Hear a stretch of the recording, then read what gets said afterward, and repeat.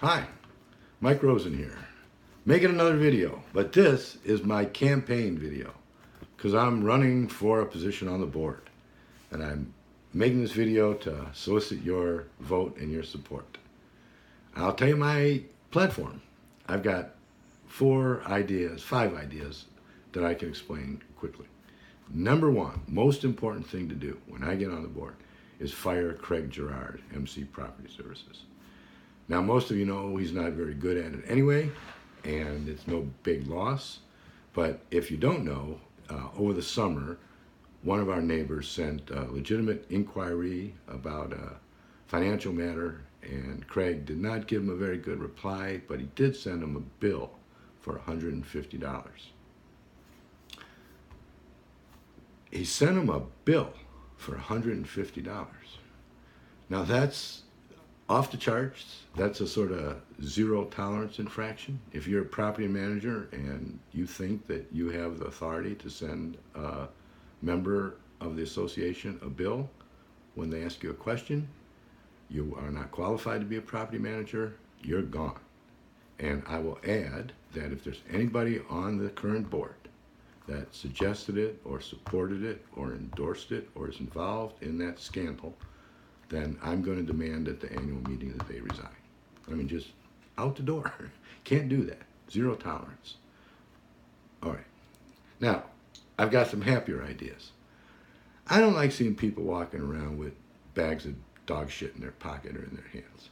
Why don't we put up a little stand with a little box, put some bags in it. I get some newspapers that come in bags that are perfect for the task of collecting dog excrement. And we'll just hide it in the bushes on the north side of the association, near where a lot of people walk their dogs anyway. And Ed can clean out the can as required, and it would just make me happier. And I'm sure it would make a lot of the dog owners happier too. I personally am fond of dogs. You know, I have another idea. You know what we have an abundance of here? That's seniors. And I know the people at the Seniors Activity Department up at the Costic Center because I'm a volunteer Meals on Wheels delivery boy. And they have some good programs for seniors. And there's also Area Agency 1B. And both of these organizations are kind of dedicated to outreach and senior support, and they have some resources, but they've got a lot of brochures. But in any case, once a year, I think we should invite somebody down there to have a special meeting and let them give you their latest and greatest stuff that they have. It just doesn't hurt. Why not? We live in a beautiful community, Farmington Hills. Take advantage of it. You know what I've seen a few blocks down the road is a little library. Have you ever seen a post with a little house on top of it or a cute little barn, and you open the door and people put books and videos and stuff like that? I think that's great. If you have a book that you've read and you're done with it, you stick it in there, you come back a couple weeks later, maybe somebody took it, or maybe you'll find a music video or a video game or something like that, and if it gets filled up and things sits there for 4 months or 6 months, you just go take it back and dispose of it properly. I think it's just a cool thing to have in a community. Another thing that we don't do enough of are have committees of volunteers of our own members to do things. Now, I don't have a lot of people I'm close to in the neighborhood, but I do go and help a lot of folks with their computers. I'm decent with that. And I've done, set up a printer or, well, I don't even want to tell you all the things I've done. I've also been called to do a couple other things, like I had to put in a fluorescent light fixture that fell down in Hank's utility room and put his sliding doors back on the track when they came off. Well, look, there's more skilled guys than me and women.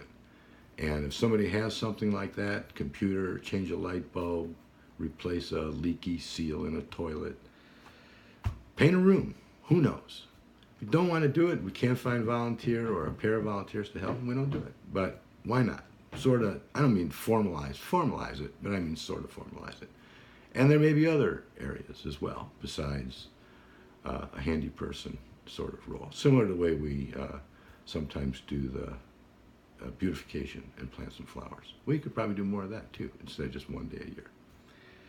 So those are 4 good ideas. I've got a few more, but really the most important is I intend to communicate and add real information to the monthly minutes that gives you the full spectrum of what's being discussed, the center views, who's on what side of the issue, because you have no idea, right? I mean, really. You get something and said the board decided this, and you don't know. Was it 4-3? Was it 6-1? Was it 7-0? Who thinks like you? I mean, how can you intelligently vote for somebody you don't know what anybody stands for? The only thing I know is that Jim Benally stands for flattening the dues assessment.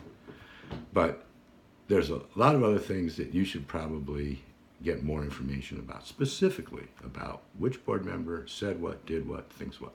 And I will see to it that you get that information. And I know there's board members that aren't going to like it, but too bad. You have to kind of stand up and say what you believe. Otherwise, you really shouldn't be on the board. So that's the beginnings of my platform. Let me get my flag here. Yeah. Vote for me. I'm going to be a better board member than anybody that's on the board right now. Okay, bye.